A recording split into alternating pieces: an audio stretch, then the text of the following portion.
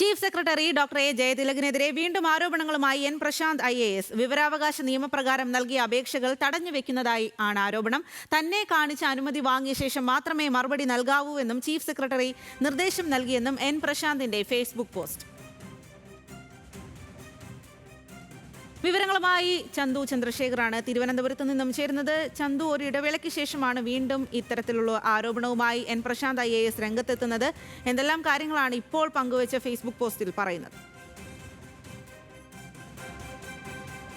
സ്വാതി, അല്പസമയം മുൻപാണ് doctor A ജയതിലകിനെതിരെ വീണ്ടും ആരോപണം ഉന്നയിച്ചുകൊണ്ട് എൻ പ്രശാന്ത് IAS ഇത്തരത്തിലൊരു ഫേസ്ബുക്ക് പോസ്റ്റ് ഇട്ടിരിക്കുന്നത്. പ്രധാനമായും ഈ ഫേസ്ബുക്ക് പോസ്റ്റിൽ പറയുന്നത്, ഇന്ന് പണിമുടക്ക് ദിവസമായിരുന്നിട്ടും സ്റ്റേറ്റ് പബ്ലിക് ഇൻഫർമേഷൻ ഓഫീസർമാരെ സെക്രട്ടേറിയറ്റിലേക്ക് ചീഫ് സെക്രട്ടറി വിളിച്ചു വരുത്തിയതിനു ശേഷം താൻ നൽകിയിരിക്കുന്ന വിവരാവകാശ പ്രകാരം നൽകിയിരിക്കുന്ന അപേക്ഷകളിൽ കൃത്യമായ മറുപടി നൽകണ്ട എന്നൊരു നിർദ്ദേശം നൽകിയതായാണ് ഒരു ആരോപണം ഇന്ന് പ്രശാന്ത് ഉന്നയിച്ചിരിക്കുന്നത്.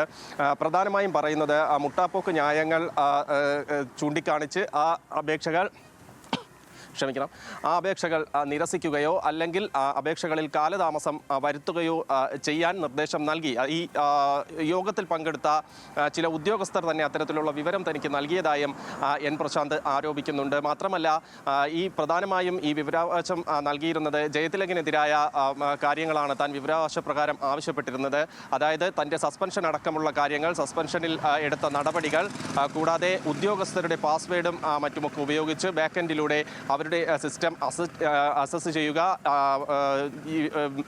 തെറ്റായ വിവരങ്ങൾ അപ്ലോഡ് ചെയ്യുക തുടങ്ങിയ കാര്യങ്ങൾ നടന്നിട്ടുണ്ടായിരുന്നു. അത്തരത്തിലുള്ള വിവരങ്ങൾ ആവശ്യപ്പെട്ട് നൽകിയ അപേക്ഷകൾക്കാണ് ഇത്തരത്തിൽ ചീഫ് സെക്രട്ടറി അപ്പലേറ്റ് അതോറിറ്റി അല്ലാതിരുന്നിട്ട് കൂടി ഇതിൽ ഇടപെട്ട് ഈ ഉദ്യോഗസ്ഥർക്ക് ഇത്തരത്തിലുള്ള നിർദ്ദേശം നൽകുന്നതെന്നാണ് പ്രധാനമായും പ്രശാന്ത് ആരോപിക്കുന്നത്. ഈ ഉദ്യോഗസ്ഥർ ഒരു കാര്യം മനസ്സിലാക്കുക, അത് ക്രിമിനൽ കുറ്റമാണ്. ഇത്തരത്തിൽ കാര്യങ്ങൾ ഒളിച്ചുവെക്കുക ഒരു ക്രിമിനൽ കുറ്റമാണെന്ന് ഉദ്യോഗസ്ഥർ മനസ്സിലാക്കണമെന്ന ഒരു മുന്നറിയിപ്പും എൻ പ്രശാന്ത് നൽകുന്നുണ്ട്. നേരത്തെ സ്വാതി സൂചിപ്പിച്ചതുപോലെ തന്നെ ഒരു ഇടവേളയ്ക്ക് ശേഷം വീണ്ടും ചീഫ് സെക്രട്ടറിക്കെതിരെ നേരിട്ട് ഫേസ്ബുക്ക് പോസ്റ്റുമായി എൻ പ്രശാന്ത് വീണ്ടും രംഗത്തെത്തിയിരിക്കുകയാണ്. നേരത്തെ തൻ്റെ സസ്പെൻഷൻ കാലാവധി നീട്ടാനടക്കം ജയതിലക് ഇടപെട്ടു എന്ന ആരോപണമടക്കം നേരത്തെ എൻ പ്രശാന്ത് ഉന്നയിച്ചിരുന്നു. എന്തായാലും ഇപ്പോൾ വിവരാവകാശ പ്രകാരം നൽകിയ അപേക്ഷകൾ തടഞ്ഞു വയ്ക്കുക എന്നൊരു നിർദ്ദേശം കൂടി നൽകിയിരിക്കുന്നു. അതിന് പബ്ലിക് ഇൻഫർമേഷൻ ഓഫീസർമാരെ വിളിച്ചു വരുത്തി ഇത്തരത്തിലൊരു നിർദ്ദേശം നൽകിയതായാണ് പ്രശാന്ത് ആരോപിക്കുന്നത്. സ്വാതി.